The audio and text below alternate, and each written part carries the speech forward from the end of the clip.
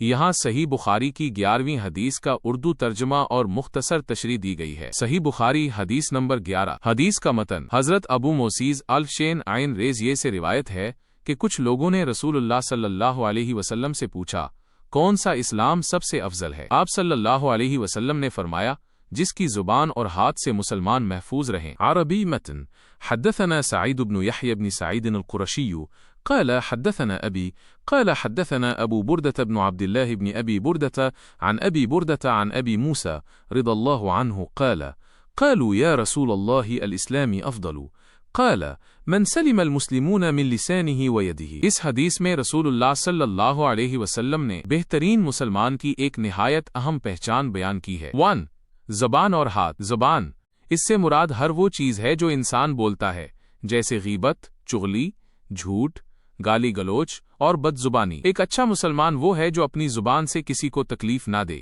ہاتھ، اس سے مراد جسمانی طور پر کسی کو نقصان پہنچانا ہے، جیسے مارنا، زخمی کرنا یا کسی کا مال چھیننا، اس میں کسی بھی قسم کی جسمانی زیادتی شامل ہے۔ مسلمانوں کی حفاظت۔ یہ حدیث ہمیں یہ سبق دیتی ہے کہ اسلام صرف نماز اور دیگر عبادات کا نام نہیں، بلکہ اس کا اصل مقصد دوسروں کے ساتھ اچھے اخلاق اور رویے کا اظہار ہے۔ ایک سچا مسلمان وہی ہے جس سے دوسرے لوگ امن اور سکون محسوس کریں۔ وہ کسی کی عزت پر حملہ نہیں کرتا اور نہ ہی کسی کو جسمانی یا ذہنی تکلیف پہنچاتا ہے۔ یہ حدیث دراصل معاشرتی ہم آہنگی، باہمی احترام اور امن کی بنیاد فراہم کرتی ہے۔